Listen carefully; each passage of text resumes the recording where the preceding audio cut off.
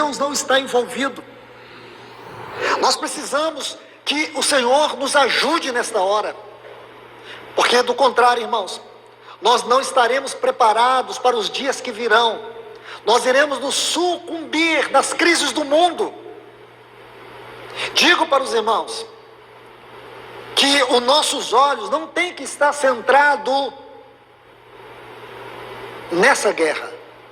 Nossos olhos têm que estar centrados no trono e compreender os movimentos de Deus a partir do seu trono, porque o grande acontecimento para a igreja nesse tempo será a volta do nosso Senhor Jesus. Porque tudo que está acontecendo, se essa guerra tiver novos capítulos, eles serão desastrosos para o mundo no aspecto geral. Mas eu digo para vocês, eu tenho minha consciência tranquila, porque nós ficamos mais de 1 ano estudando sobre as 7 trombetas do Apocalipse. É só você ir lá e saber que tem todo esse material, nós estudamos. E o que me alegra o coração é que não há necessidade de estudar novamente. Esse assunto foi tratado e nós nem imaginávamos que iria acontecer poucos anos depois que terminamos o assunto das 7 trombetas. E eu não falo isso com nenhuma glória. Eu seria extremamente infantil se eu olhasse para isso e achasse alguma glória para mim, porque nós estudamos sobre as 7 trombetas.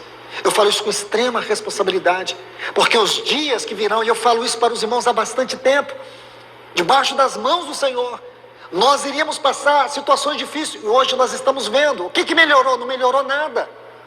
O Senhor já havia nos dito há muito tempo que as coisas iriam piorar, e hoje o que nós estamos vendo? Então eu continuo dizendo para vocês, vamos olhar para o trono, para os movimentos do trono, e vamos ser uma igreja de cabeça erguida nesta hora. Não vamos ser uma igreja infantil, imatura, uma igreja que está assustada. Num momento como esse, o mundo precisa conhecer uma igreja corajosa, uma igreja ousada, uma igreja que busca intimidade com Deus. Então, amados irmãos, vamos seguir. O autor está dizendo isso. Deixemos nos levar para a maturidade, não lançando de novo a base do arrependimento de obras mortas e da fé em Deus. O ensino de batismo e da imposição de mãos, da ressurreição dos mortos e do juízo eterno. Sabe o que ele está dizendo, irmãos? Não vamos ficar com os assuntos, ele usa a palavra aqui no grego, stoicheia, os princípios elementares da fé cristã. Estes assuntos são os assuntos que nós temos que ver no princípio da fé. Ele está dizendo, avancemos. Aquilo que Paulo diz em Filipenses capítulo 3, se você ler do versículo 12 ao 14, ele não havia alcançado, mas ele estava correndo para alcançar aquilo para o qual um dia ele foi alcançado. Ele diz, corramos, prossigamos para o alvo, para o prêmio da soberana. A palavra soberana aqui é o termo grego, anos, ascensional vocação.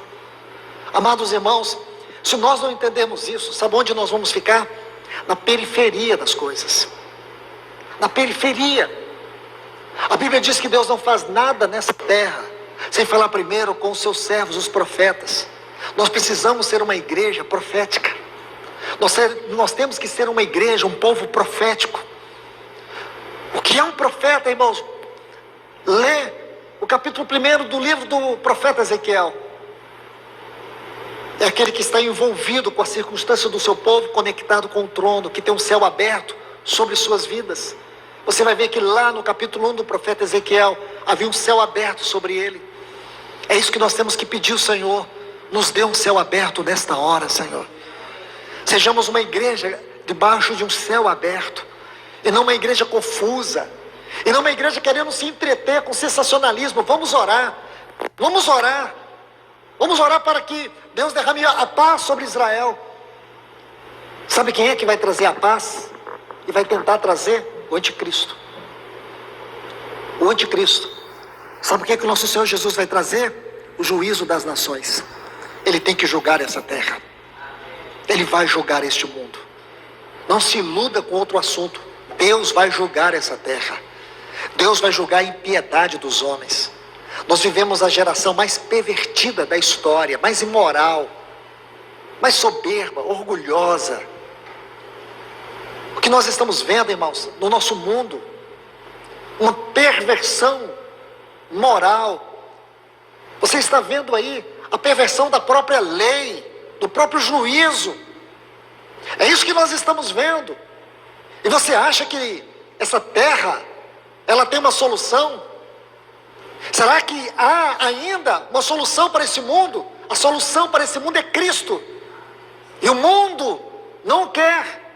Então Deus vai trazer o juízo. Se não quer a paz, então Deus trará juízo. Ele vai julgar este mundo. Goste você ou não, Ele vai julgar. É isso que está na sua palavra. Ele vai julgar. Então veja isso.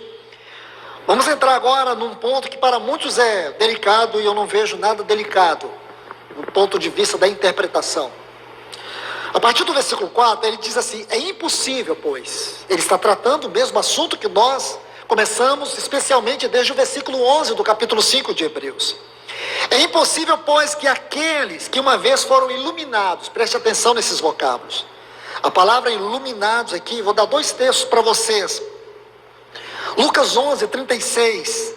Ele diz assim: se portanto todo o teu corpo for luminoso, esta a referência aqui, luminoso, sem ter qualquer parte em trevas, será todo resplandecente como uma candeia, quando é iluminada pela plena luz. Então ele está dizendo isso. Aqui está falando de um cristão que foi iluminado. O outro texto que vai te ajudar a entender esse termo, Efésios 1:18. Iluminados os olhos do vosso coração, para saber de qual é a esperança do vosso chamamento e qual a riqueza da glória da sua herança nos santos. Então aqui esse vocábulo, esses 2 textos vai te ajudar a entender. Aí diz: e provaram. O termo provar aqui fala de desfrute. Sugere uma experiência pessoal. E provaram o dom celestial. A palavra dom aqui no singular é uma referência bíblica a Cristo. Quando fala dos dons do Espírito, a palavra está no plural. Porém, quando está no singular, o dom inefável de Deus é Cristo. Cristo é o dom inefável de Deus. Aí diz assim: e se tornaram participantes do Espírito Santo. O termo participantes aqui é a palavra companheiros. Se você ler aí Hebreus, capítulo 1, versículo 9, capítulo 3, versículo 1, você vai encontrar esta palavra, companheiros, metochos, ou participantes de Cristo. A ideia aqui é de alguém que participa da vida do Espírito Santo. Aí diz: e provaram a boa palavra. A palavra, que o termo palavra aqui é rema, que é a palavra instantânea de Deus. É a palavra no sentido subjetivo.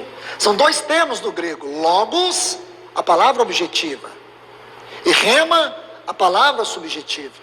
Quando Jesus disse para Pedro: antes que o galo cante, me negará 3 vezes. Quando Jesus falou isso, a palavra ali é logos.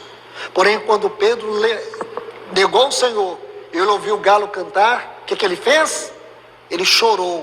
Por quê? Porque a palavra logos se tornou rema, palavra vivificante. E é justamente isso que ele está dizendo.